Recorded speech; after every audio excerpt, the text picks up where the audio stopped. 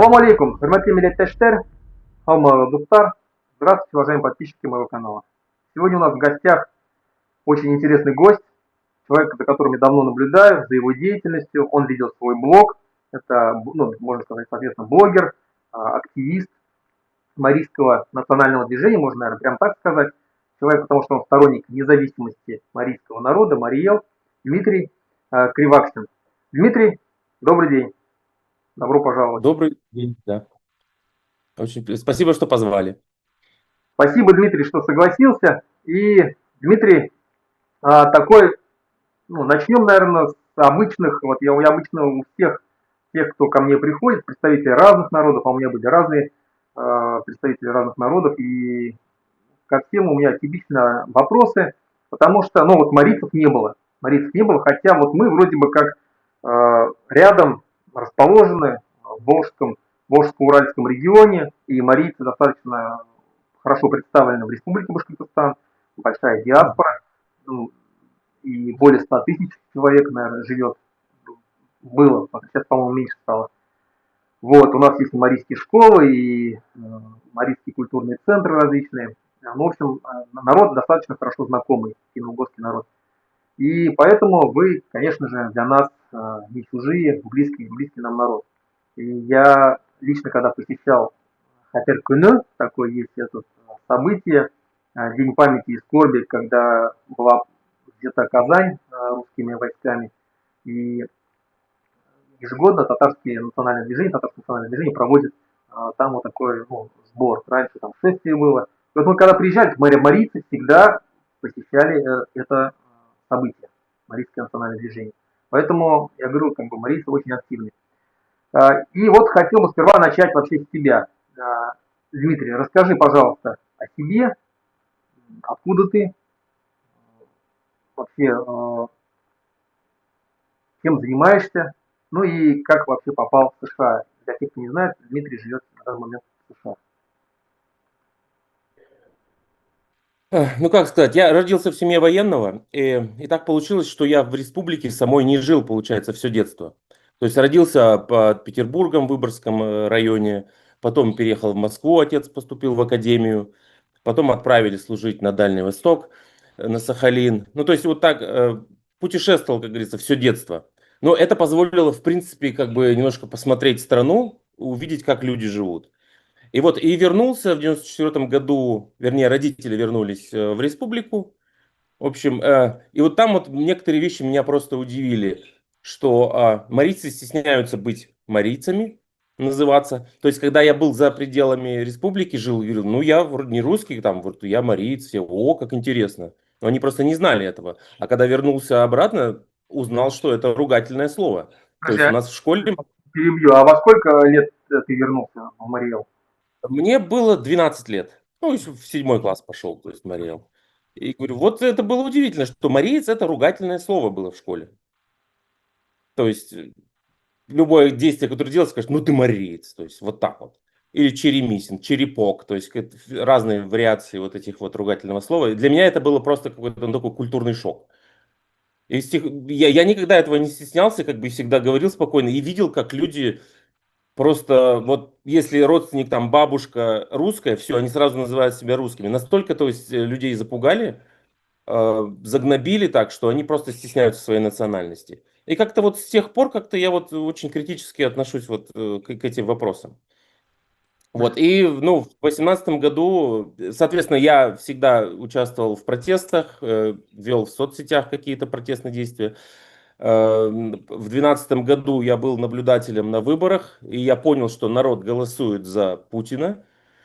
То есть в большинстве своем там не было очень сильных каких-то фальсификаций. И вот с тех пор как-то я понял, что страна движется не в том направлении, то есть люди на самом деле все это поддерживают, и как-то загрустил. То есть, но продолжал свою деятельность, и в 2018 году переехал в США и запросил политическое убежище. И вот с тех пор я здесь. В 18 году, ну, в принципе, давно, то есть еще до войны. Да, да, конечно, конечно. Я знал, как бы, и всегда говорил, что страна катится вот в тартарары, и я был прав. То есть, вот она скатилась туда, куда я, в принципе, и ожидал. То есть, все тенденции были вот как раз, ну, скатывались, любая диктатура скатывается в войну рано или поздно. Мгм. А США вообще, почему США? Почему Ну, есть, США, просто продолжу вопрос, и как бы есть же такие родственные финно-угорские страны, там, Венгрия, Финляндия, Эстония, которые достаточно, ну, такие успешные страны.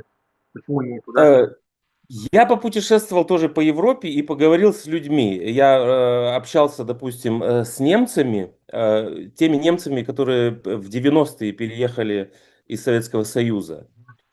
И они мне говорили, что они там себя иногда тоже чувствуют не совсем немцами, потому что именно коренные немцы немножко как бы вот этих вот русских понаехавших тоже немножко как-то так притесняют. Ну, им вообще притеснять кого-то, как говорится, вообще не положено. То есть, ну, вот где-то в каких-то мелких разговорах, типа, выпрыгивает такое. Ну, я начал изучать вообще, в какую страну можно эмигрировать, и я понял, что национальные страны не очень-то любят принимать людей. По крайней мере, раньше так было. А страны такие, как Канада, США, Австралия, Новая Зеландия, допустим, они все страны иммигрантские. То есть тут как-то попроще с этим. Ну, Соединенные Штаты всегда как-то было, вот как в 90-е рухнул Советский Союз, да, фильмы появились на VHS, то есть Америка как-то было вот такое вот интересное место, как бы и демократия всегда, как бы сказать, вот если демократия, то американская.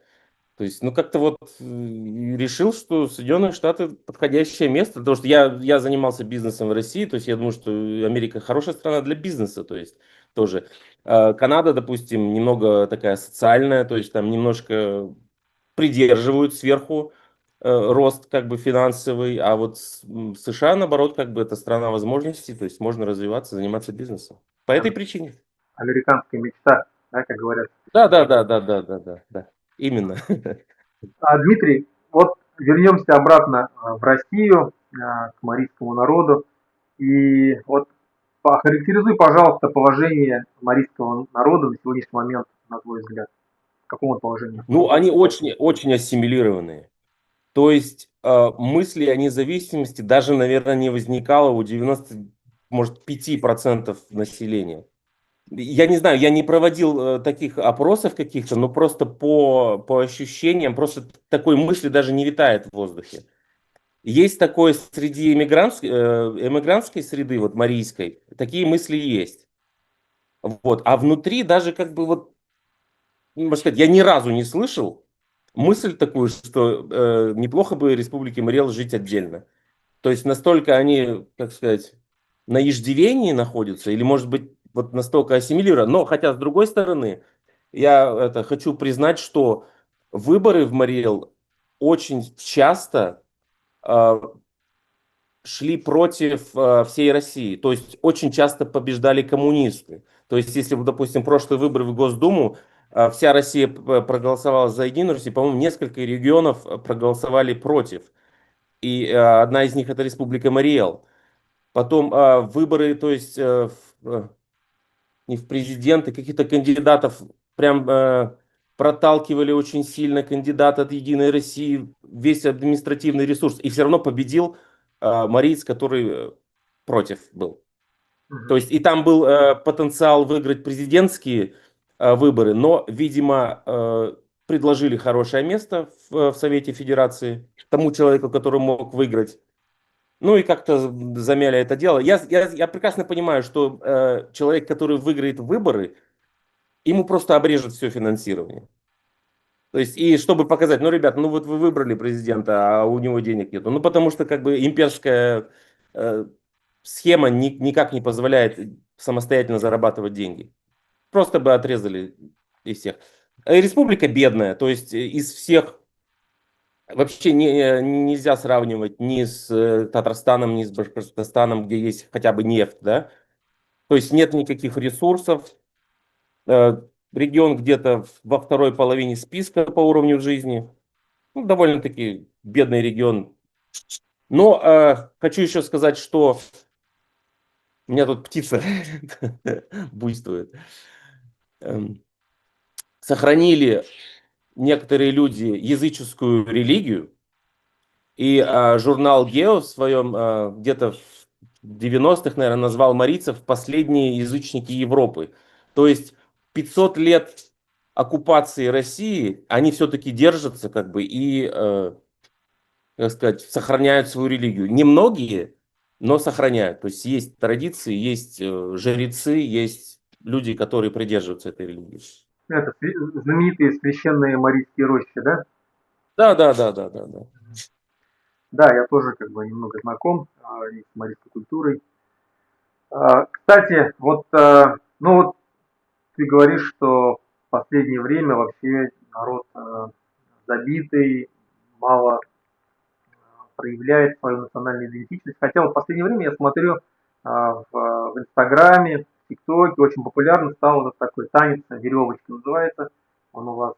А, И вот как ты скажешь, это вот что это? Это сверху что-то вот такое-то, или это из народа идет? Трудно говорить, потому что мы подписаны на эти паблики, и мы начинаем, нас окружает вот эта вот культура. То есть, соответственно, как бы соцсети пушат нам вот этот контент, и мне кажется, да, что возрождается, то есть люди танцуют на улице, люди, я не знаю, говорят на своем языке, не стесняются, возмущаются, когда люди стесняются своего языка. То есть трудно говорить, говорю, без каких-то социологических опросов. То есть объективной информации нету, чтобы сказать, да, это хорошо. Лично мое субъективное ощущение, ну потому что я подписан, да, что народ как будто бы вот хочет защищать свою культуру, свой язык, свой Да? вклад. Да, кажется так, да. Ну, я говорю, это субъектив. Вот, в принципе, я думаю, я согласен с тобой, что такие зачатки пробуждения есть, потому что я тоже вот по своему башкирскому народу, хотя мы вроде бы всегда так были такими националистами достаточно жесткими, но тоже о независимости мало кто говорил вообще, рассуждал, больше говорили там о том, что нужно вернуть те права, которые у нас были в 90-х, суверенитет, там, договорные полномочия и так далее, и так далее. А сейчас как бы народ действительно уже, глядя на то, что происходит в России, уже на протяжении там, вот этих 5-6 лет, понимает, что да, плюс как бы за рубежом башкирское национальное движение тоже активно топит за независимость, и это как бы ну, доносится. Кстати, вот обратил внимание, увидел один такой рилс, я не знаю, в Инстаграме видел ты или нет, одна блогер, Марика, она рассказала историю такую, что с возмущением с таким, что пришла она к врачу и, знаешь, да, наверное, слышал, наверное, эту историю? Да, да, я знаю точно. Зрителям расскажу. Она рассказывает, что пришла она к врачу, врач Марика, и обратилась к ней, вот эта пациент обратилась на марийском языке. Та сказала, я вас не понимаю, говорите на русском языке. Я говорю, ну ладно, как бы бывает, в принципе. Ну и все, говорит, прием закончен. Потом, говорит, я ее встречаю на улице, где, говорит, она стоит, меня не видит, а стоит, разговаривает по телефону на чистейшем арийском языке. И я, говорит, потом мы, говорит, с ней пообщались, говорит, немножко, разошлись, все нормально. Через какое-то время я, говорит, прихожу снова к ней на прием, уже, говорит, зная, что она Марийка, говорит, обращаюсь к ней на марийском языке, и она мне снова, говорит, начинает говорить, что говорит со мной на русском, я вас не понимаю. И я, говорит, для меня, говорит, это был, говорит, шок такой. Я, говорит, потом, говорит, начал вот так вот кубатурить и поняла, говорит, что она просто почему так говорит, потому что там были другие коллеги ее, видать, русские, и ей было стыдно от того, что вот она Марийка, с ней на марийском пытались. Вот откуда этот комплекс идет, на твой взгляд?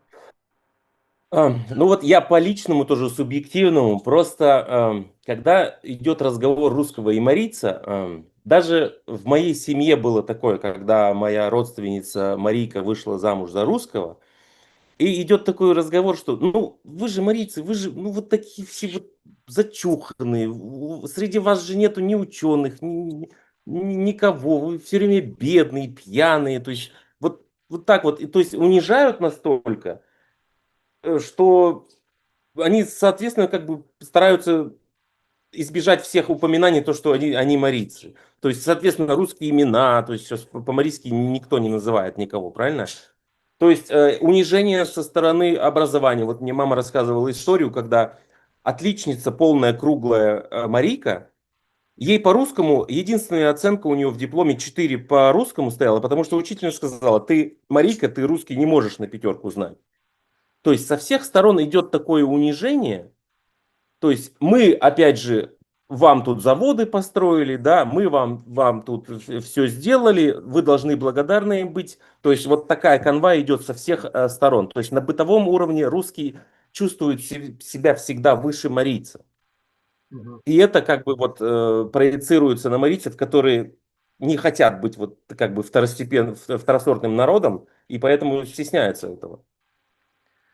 Я вот тут, кстати, я об этом часто и пишу, и говорю по поводу ассимиляции, ассимиляционных процессов. И я вот для себя здесь выписал, что в 2002 году марийцев в России было 604 тысячи человек по переписи 2002 года. В 2010 году их уже осталось 547 тысяч. А по последней переписи 2021 года их осталось 423 тысячи. То есть буквально за 20 лет практически на 200 тысяч стало меньше, ну или даже, можно сказать, на одну треть населения. Это, на твой взгляд, тоже с чем связано? Это урбанизация или это ассимиляция? Что, какие процессы идут? Опять же, та же причина, когда идет перепись, никто не проверяет, правильно, свидетельство о рождении. То есть, я говорю, человек, когда есть какая-то возможность сказать, что он русский, он говорит, что он русский. То То есть есть, с этим связано? частично да, да. Я думаю, что в большинстве вот из-за этой причины. То есть, люди-то, как сказать, нельзя же сказать, что все умерли или все уехали, правильно? Они же остались теми же людьми. Просто я говорю, что не говорят, не хотят, а от государства скрывать какую-то информацию люди как бы ну, не хотят выдавать себя, то есть, потому что никто же не знает, они записали, не записали тебя, то есть не А, хотят проблем лишних. да. А вот положение марийского языка, на твой взгляд, вообще, какое сейчас? Как ты считаешь, ну, просто на твой взгляд, какой процент населения владеет марийским языком на достаточно хорошем уровне? Можно сказать, все меньше и меньше по той же причине, что стесняются говорить, особенно городские. То есть в сельской местности проблем с этим нету, потому что дома все равно люди говорят на марийском. Трудно сказать про школьное образование, потому что я не учился, как бы и дети у меня не учили марийский язык. Я знаю, что вот в той школе, где мои родственники учатся, какой-то курс есть. То есть даже мои как бы русские родственники, то есть они учат марийский язык, но на каком-то очень базовом уровне, и то это сельская школа. Я не могу сказать, ам, что творится в городе. То есть у меня нет объективной информации. А Но я так, говорю, опять же, там предметы на марийском языке изучались? нет, предметы нет, предметы нет. Это 100% нету ничего такого. Только как иностранный язык, можно сказать, курс или, может, факультатив, какие-то базовые вещи. Так, чтобы предметы на языке, то, что в Башкортостане есть, в Марийской республике нет. У вас же еще, насколько я знаю, есть марийцы делятся на луговых и на горных. И Да, да. сколько язык отличается или не отличается совсем? Он отличается, иногда они понять друг друга не могут. То есть тоже такое бывает. Не знаю, это, видимо, раньше было такое разделение сильное, что просто говорят, что часть марийцев была, допустим, на стороне русских, часть марийцев на стороне татарии, когда была война. То есть, Казанского ну, ханства. да, да, да, да, да. То есть даже говорят, что ну, частично они воевали с друг другом. Но преобладает луговой марийский, то есть и телевидение на нем работает, и то есть Государственный язык, получается. да, да, государственный язык. Да, горный, просто носителей меньше. Но они как-то себя, конечно, понимают, то есть, но есть какие-то моменты, которые не улавливают. Я как человек, который вырос за пределами республики, я не владею, к сожалению, марийским языком. Опять же, это вот проблема, как бы, как сказать, родители все понимают, но дома не говорят, то есть то же самое. Дома не говорили, я жил за пределами республики, и, то есть не овладел никак. Разумеется, я базовые какие-то вещи знаю, но так не владею. Хотя я купил курс уже, вот, и как только найду время, начну потихонечку изучать. Кстати, я э, сделал какое-то научное исследование и сделал транслитерацию марийского языка на латинский алфавит.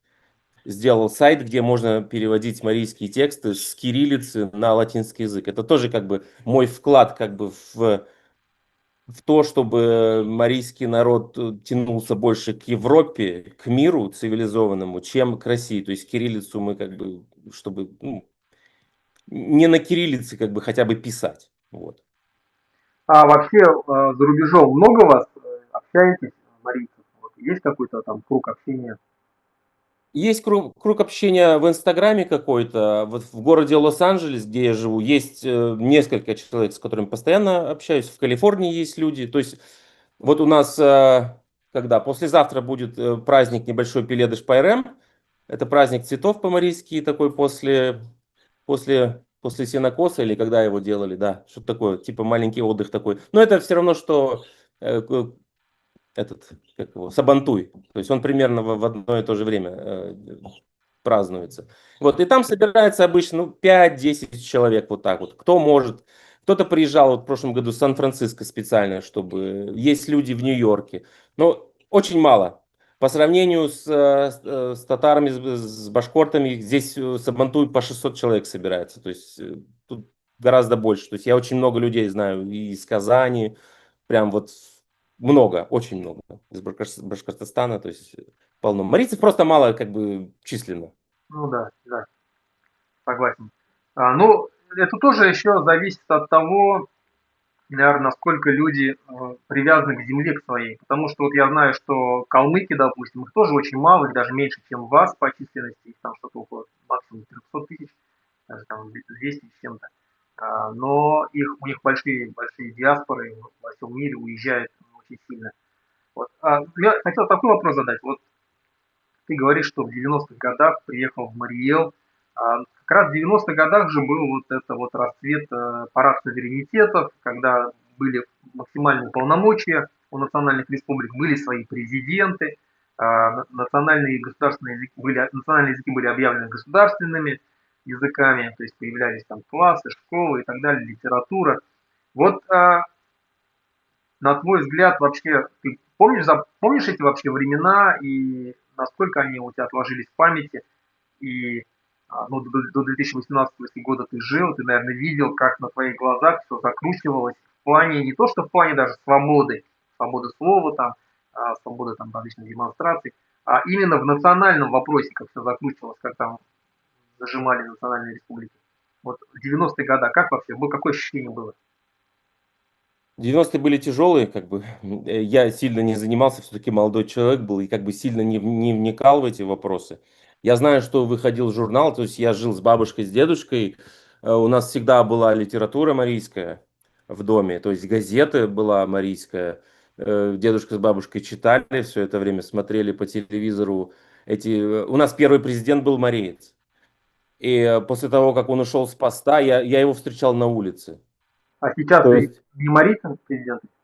Ну, главный. сейчас нет, сейчас все засланные казачки. Начиная с 2000 какого-то года у нас был Маркелов, который он служил, видимо, в Марийской республике. А дальше пошли все сплошь назначенные с Кремля, просто с других регионов.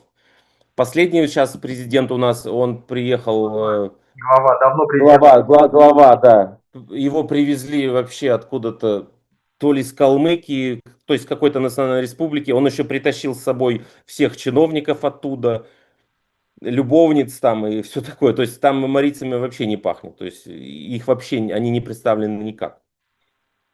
Мгм. То есть с этим очень большие проблемы. То есть Кремль захватил основательно, там нет марийцев. Я смотрю за твоим каналом, кстати, ссылка в описании канала Дмитрия, называется он Совете, он, по-моему, да, если не ошибаюсь. Постсоветский, значит. Постсоветом, да. И достаточно интересный канал, и там очень много рассказывается вообще об имперской сути России. И вот, то есть Дмитрий человек, который разбирается вообще в тех процессах, которые происходят на сегодняшний момент в России, той идеологии, которая сейчас насаждается в России. И вот хотел спросить, вот, на твой взгляд, вот, что происходит на сегодняшний момент в России для наших зрителей, просто со своего свой взгляд, и, пожалуйста, расскажи, как ты понимаешь то, что сейчас происходит там. Ну, если смотреть с категории от 1 до 10, когда 1 это начало империи, 10 это ее закат, то я думаю, что мы где-то на стадии 8, может быть 9. То есть мы, как сказать, прошли вот ту черту, когда уже возврата, я думаю, что не будет. То есть Путин сделал так, что страну в такое состояние привел, что она будет, можно сказать, проклята десятилетиями после. Санкции не снимут, то есть экономического роста там не будет. И желание, э, как сказать, отстраниться от России будет еще больше, чтобы не чувствовать той вины, которая как бы по причине которой случилась эта война. То есть немножко отстраниться. То есть это не наша война, это война Путина была и России. То есть национальные республики могут сказать так. То есть давайте мы отделимся, и мир будет нас воспринимать как отдельную страну, чем часть России. То есть эти тенденции усилятся. И как и любая имперская система, она изживает себя, потому что все ресурсы будут выкачаны. То есть имперская модель не подразумевает развития регионов вообще никакой. То есть, ну, на уровне только вот из земли выкапывать, можно сказать, и продавать максимум. То есть никаких IT-индустрий уже как бы, ну, сами видите, что все куплено, то есть специалисты разъезжаются, все. То есть даже сейчас до сих пор люди говорят, ну что там делать уже? То есть это на десятилетия проклятое пространство будет обязательно, то есть Но которое может быть. население, вот на твой взгляд, в каком состоянии оно сейчас находится? Потому что, ну, вроде бы смотришь, сейчас вот идет война, да, максимально кровавая война, и ну, сейчас, возможно, вот уже есть какое-то уставание, но еще буквально недавно огромное количество населения поддерживало эту войну, и Крым отжали, поддерживали. Что с ним вообще, с народом? Ну, население просто не знает последствий как бы всего этого. То есть, когда отжали Крым, для меня было просто это шоком, потому что я понимаю, что мы в глазах мировой общественности превратились просто в какого-то дикаря. То есть, это противоречило всем международным законам. Я понимал с тех пор, что это, ну, вот путь в никуда вообще. И люди, большинство людей не понимают, к чему может это все привести. То есть, по такой же причине, что алкоголик в начале своей как бы алкогольной карьеры начинает пить и не представляет, чем это может закончиться. То есть он считает, что если он купил литр водки, и он думает, что сейчас мне будет весело, и ничего не случится. То есть, в конце концов, это приводит к алкоголизму, к болезни и к летальному исходу. Да? То есть общество находится в таком же состоянии, хотя я думаю, что уже начали подозревать, что что-то тут не то, но поскольку человек хочет быть последовательным, то есть он либо просто перестает говорить, поддерживать, и просто молчит. Ну, в итоге как бы жизнь сложится так, что как бы вся эта война даст по голове как бы как грабли всему народу. То есть, ну, они просто не подозревают об этом. Ну, а население же, да, если возьмем простую основную массу, но помимо этих есть там, турбопатриоты, ура-патриоты, вот эти вот, русская община та же самая. Они, их достаточно много, они набирают большие количество там, народу на своих акциях, на свои крестные ходы, русские марши и так далее. А здесь, вот ты как по ним что скажешь? Ну, такие люди всегда есть. В любом обществе есть такие люди. Просто сейчас им дали слово. Им разрешили быть им, то есть показывать свою сущность. В нормальном обществе они просто молчат. Молча сидят в своих квартирах и на кухнях, может быть, там ругаются на власти и на все. Им сейчас разрешили это делать, то есть это власти на руку, немножко как бы поддерживает, можно сказать, чаяния, эм, какие-то ксенофобские чаяния людей. Но они просто потом, как сказать, замолчат, когда в обществе станет неприлично об этом говорить. Ну, то есть, опять же, идет, как сказать, скатывание вниз, до дна дойдем, и потом дело скажет, слушай, мы сделаем что-то неправильно. Вот это то, что русская община, это нехорошо. Раньше же они были всегда эти фашисты, правильно? То есть потом, по-моему, в 2000-е как-то они сошли на нет тоже, в 90-х было много, в 2000-х более-менее как-то они затихли и опять сейчас возникли. То есть, ну, потому что ситуация вообще политическая нестабильная, и потому всегда маргиналы вылазят в этот момент. А в Марий Эл есть русская община? Я не слышал про это, не слышал. Есть как бы все равно какие-то фашистующие люди, то есть и видно это в комментариях, в соцсетях, но так, чтобы русская община, я не слышал ничего такого. После того, как Россия начала войну с Украиной, полномасштабную войну, и начались разговоры о том, что Россия, ну, это империя, наверное, последняя континентальная такая империя, и что, как и все империи, она должна прекратить свое существование и распасться. То есть процесс распада, все мы знаем, да, он уже идет на протяжении 100 лет, то есть в 17 году часть откололась, в 91 году еще часть откололась, и вот этот процесс он должен завершиться. На твой взгляд, ты поддерживаешь вообще вот эту концепцию, эти взгляды, или ты считаешь, что Россия сохранится в целостности и сохранности? Я поддерживаю по той причине, потому что рано или поздно так и заканчивается. То есть это естественный как бы процесс. Просто Россия немножко, я всегда говорю, русские, россиянин, те люди, которые населяют Россию, они не хорошие, не плохие, они такие же, как все. Просто страна немножко, как сказать, в прошлом находится. Немножко запоздалое развитие. Лет на 50. То есть, когда империи мировые распались, там, французская, английская, не знаю, там, бельгийская, это было лет 50-60 лет назад, да? То есть, Россия проходит тот же период, но вот только сейчас.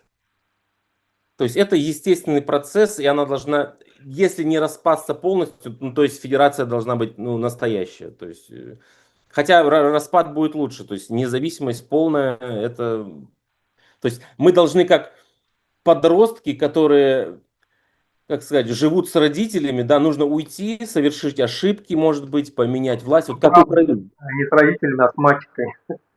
С мать, да, да, да, правильно, правильно, с мачехой. То есть нужно побыть самостоятельным, нужно совершить ошибки, нужно, чтобы, как и человеку, да, то есть когда он отрывается куда-то, переезжает, то есть нужно все переварить самостоятельно, а не так, чтобы вот там сказали сверху, делайте так.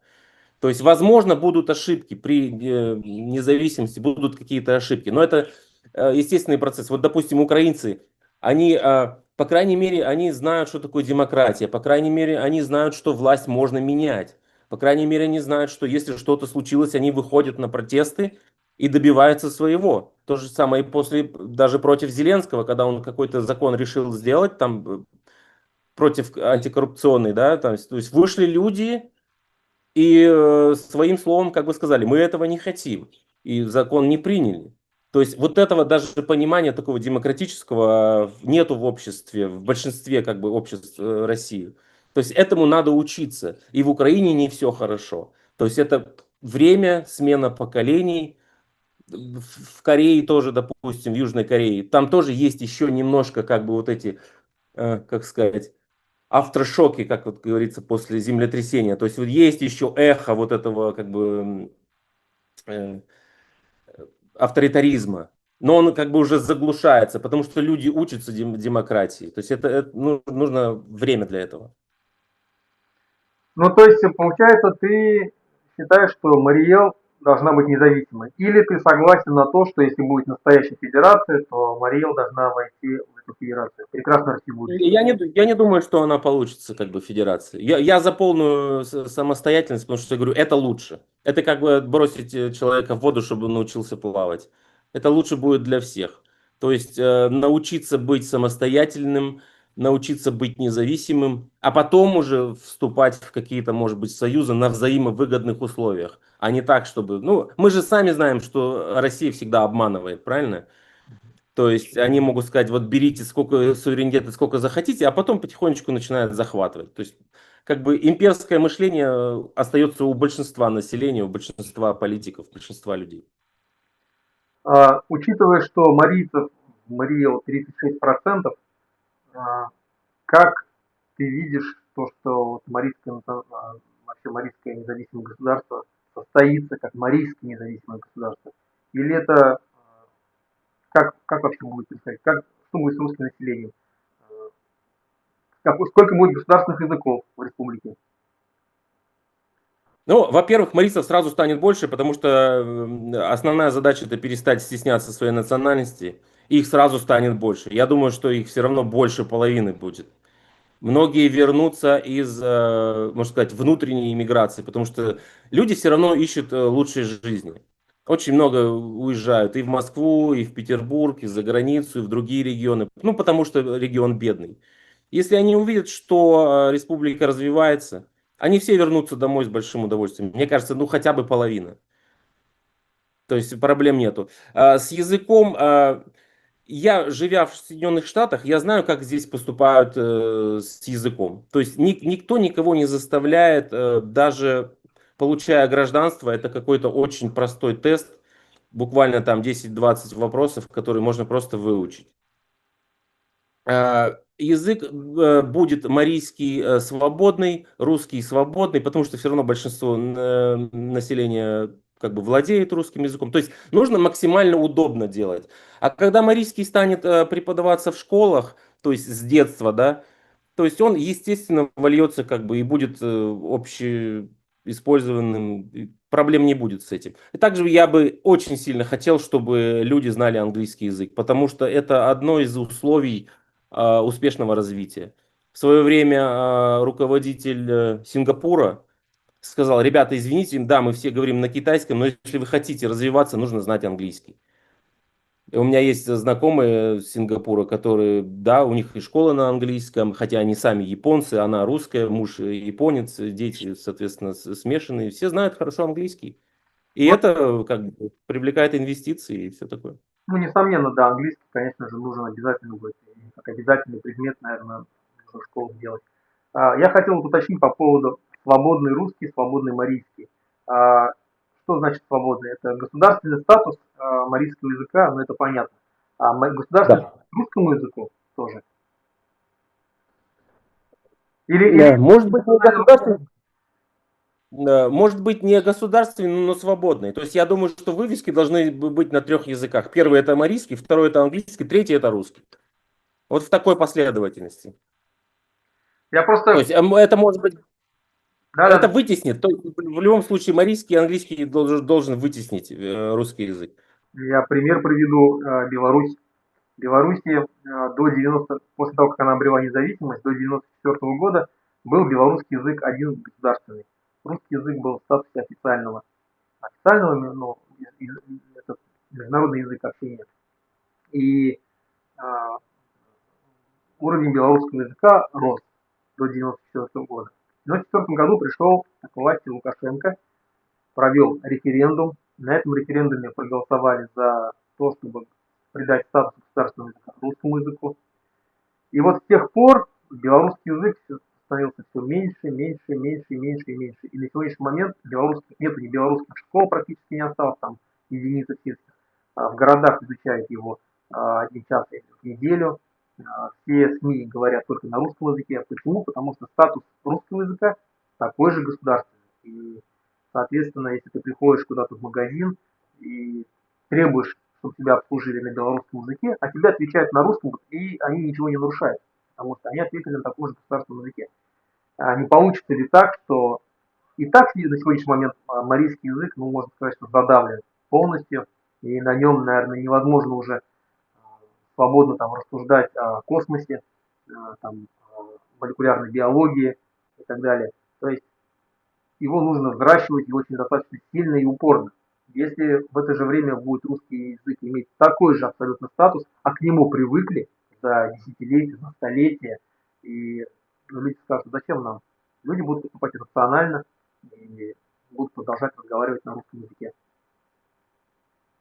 Ну, опять же, это свойство диктатуры. Они что хотят, то и устанавливают, как государственные в школах или что. То есть демократия, она подразумевает, что решает большинство посредством своих представителей, посредством парламентских каких-то обсуждений, правильно? То есть нельзя приходить и говорить, так, мы, ребята, сейчас все будем на марийском говорить. То есть мы вызовем недовольство, ну, половины населения, которые скажут, ну, а мы же его не знаем. То есть это все процессы должны быть очень медленные и выверенные. То Конечно. есть никакой диктатуры, а как раз-таки спокойным рассуждением, обсуждением в обществе, то есть дебаты какие-то за и против. То есть мы должны учитывать мнение большинства людей. То есть навязывать кому-то что-то как-то. Если нам выгодно, я считаю, что нам выгодно учить английский язык, чтобы общаться с финнами, допустим, с эстонцами, со своими родственниками за границей, чтобы иметь контакты с Европой, которая вся говорит на английском языке, с Соединенными Штатами. Я думаю, что большинство населения должно владеть английским, потому что мы будем приглашать туристов, правильно, которые будут посещать наши страны. А английский это язык международного общения. То есть я бы сказал, вот это вот я бы точно бы заставил всех учить, чтобы было, ну, в школьной программе, по крайней мере. Но опять же говорю, это должен решать народ. И, может быть, он сначала ошибется как-нибудь, но чтобы была возможность исправиться. Это как бы демократический процесс. Но я еще раз вам скажу, что из всех бывших союзных республик единственное оставила как государственный язык русский, это только Беларусь. Все остальные сделали русский язык официальным языком. То есть нет никакого Мгм. удивления, вывески, Мгм. там, школы и так далее до сих пор. И благодаря этому то, что именно национальный язык имеет статус государственного, единственного, он постепенно как бы растет в своей популяции, население все больше и больше говорит, и вот ну, уровень Казахстана, допустим, если пример Казахстана можно взять, то на момент обретения независимости этот народ очень практически потерял свой язык. Там, да, где-то в глубинках говорили, в деревнях, в аулах. А в городах полностью казахи были русскоязычными. И вот на сегодняшний момент они, скажем так, перебороли это, и все больше и больше казахоязычных людей растет, а статус русского языка постепенно понижается, э, и никто не заставляет учить казахскому языку. Мгм. Просто есть школы, где как бы есть казахские, есть русские. Я вот живу в Литве, и здесь у нас в Литве, допустим, есть литовские школы, естественно, государственные, есть русские школы, есть польские школы, есть белорусские школы, украинские школы. И есть детские сады то же самое на этих языках. И, но с детского сада детей, допустим, польский детский сад, там уже с детского сада начинают учить литовский язык или русский детский сад. И в школах, в национальных школах, допустим, польская или там русская, тоже литовский язык изучается там по несколько часов в неделю достаточно углубленно. Почему? Потому что экзамены выпускные сдаются на литовском языке только. И, соответственно, человек, являясь поляком по национальности, или там белорусом, или украинцем, или русским, он, во-первых, получает образование на своем родном языке, он совершенно его знает, он изучает литовский язык до такого уровня, что он даже может экзамены сдавать, плюс он там обязательный изучение английского языка, и они там, получается, все двух-трехязычные люди вырастают. И, соответственно, все нормально. Хотя вот такая политика достаточно жесткая. Есть, с одной стороны, как бы жесткость проявления того, что государственный язык должен изучаться до такого уровня, что там как бы человек... Но взрослое поколение, которое родилось там при Советском Союзе, которое жило, их никто не заставляет учить литовскому языку. Хочешь, учи сама по себе, разговаривай, бери курсы. Не хочешь, пожалуйста, ходи, разговаривай на русском языке. Но знай, что если ты хочешь поступать на работу, то знание литовского языка приветствуется. Если ты поступаешь на какую-то государственную службу, какую-то социальную службу, там знание литовского языка обязательно.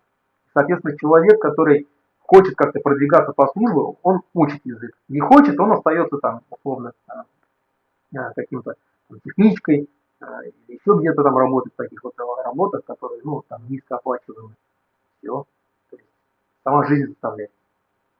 Да-да-да, то есть когда жизнь заставляет, то ты выучишь, вопросов нет. Так работает в демократических странах. Ничего не добьешься, если не знаешь языка, на котором как бы делопроизводство происходит. законы и все такое. Каким ты видишь независимый Мариэл, учитывая, что находится он в глубине центральной России? Какой у него вообще есть потенциал? За счет чего он сможет, скажем, стартануть, стать приволжским тигром? У нас нет ресурсов никаких таких крупных, как нефть и газ. У нас очень много университетов, есть технические университеты, то есть IT-кластеры очень хорошие, есть первоклассные IT-компании. То есть я бы сделал упор на туризм, потому что очень хорошая природа. Поставил бы упор на экологичность. То есть очень много озер, рек, лесов. Пока еще не вырубили, хотя ну, очень много лесов вырубили, конечно, это ужасно. То есть я бы запретил вывоз кругляка вообще полностью. То есть хотя бы чем глубокая деревопереработка и восстановление лесов, которые есть. То есть туризм, IT-сфера, очень много хороших специалистов технических. То есть, в принципе, в современном мире как бы ресурсы не так важны.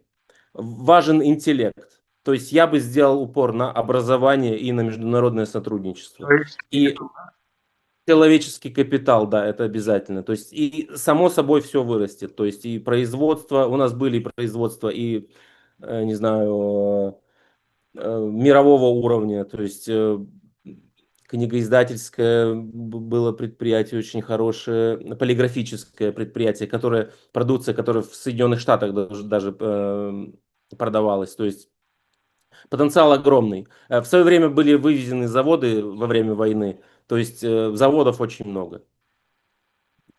То есть человеческий капитал, образование, экология, и можно на этом жить. Да.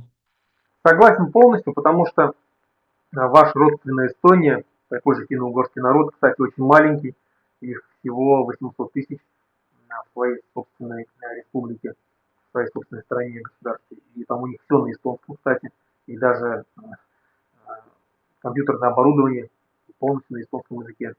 И они сделали ставку на IT-технологии. Вот, кстати, Skype это их разработка. Вот. Ну, он уже сейчас уже перестал работать. Вот, но да, действительно, и у них нет никаких природных ресурсов. Но у них, да, у них еще есть море. Море, там, порты и так далее. Но все равно. И они стартанули за счет вот, развития человеческого капитала. Поэтому я верю в то, что я надеюсь, я считаю, и даже не надеюсь, я уверен в том, что независимые сегодняшние финно-угорские страны вас поддержат. Вас поддержат. Я, кстати, был в Тарту, есть музей в Эстонии, в Тарту есть такой музей, который посвящен, ну, он этнографический музей, он такой большой, огромный, и там есть большой отдел внизу в подвале, то есть на цокольном этаже, где посвящен различным финно-угорским народам мира. То есть вот там собрана уникальная коллекция финно-угорских народов. Там и их одежда, там и их дома какие, там целые дома, то есть целый дом, заходишь в него, там или баня, то есть да, какая там музыка, там все на современном уровне через там IT-технологии, через голограммы различные. Вот, и там сохранены, есть даже такой, помню, кабинет такой, заходишь, и там народы финно-угорские, практически вымершие. Есть вымершие, а есть, которых осталось там единицы, и их голоса записаны. Как звучат голоса там на а, различных народов. Очень интересно, вот если будешь, обязательно съезди. Поэтому я говорю, что уверен, что а, финно-угорские народы, я думаю, вас, они сейчас все успешные, демократические, и я думаю, что они поддержат, наверное. Тем более финно-угров в России много достаточно. Да, да, одно из как бы вещей, которые я хотел бы, это тесное сотрудничество с финно-угорскими народами, включая внутри России и снаружи, то есть тесные связи с Финляндией, с Эстонией, с Венгрией, прямое авиасообщение, чтобы люди могли ездить туда, посмотреть, как живут их финно-угорские родственники, чтобы они могли приезжать и передавать опыт. То есть эстонская IT, как сказать, государственность, там все построено на высоких технологиях. То есть это тоже пример, с которым можно брать. Финляндия самая счастливая страна, там 7 последних лет. Там есть чему поучиться, образование, как они строят дороги. То есть есть чему поучиться, и поэтому... Кстати, что еще есть плюс какой, что эти все страны когда-то, скажем, пострадали от вот этой же империи, которая сейчас страдает финно-угорский народ, и Венгрия, которая а, и пережила подавление восстания в 1956 году, и буквально недавно свергли они вот этого прорусского Орбана, и Эстония то же самое, которая последняя вышла из Советского Союза, и Финляндия, которая воевала с Россией, с Советским Союзом. Поэтому я думаю, что они-то вас точно уже поймут. А, Да, да, 100%. да, и вот на этом, наверное, хочу закончить. Дмитрий, есть что передать через мой канал марийцам Башкортостана, марийцам Мариэл, вообще сказать, что есть, что желаете сказать? Ну, я бы хотел, чтобы вот эту мысль о независимости они распространяли. Даже если есть какие-то сомнения, смотреть информацию по этому поводу. Может быть, делиться с кем-то, кто не разделяет это. Вот немножко, как сказать, нужно готовить почву. Это очень важно, потому что у людей нету этой мысли, что можно жить лучше. Немножко рассказывать о том, о нашем движении, о том, что это вообще возможно, если очень сильно постараться. То есть делитесь, распространяйте информацию, изучайте. Вот главное пожелание. Да, верьте, конечно. Все можно сделать.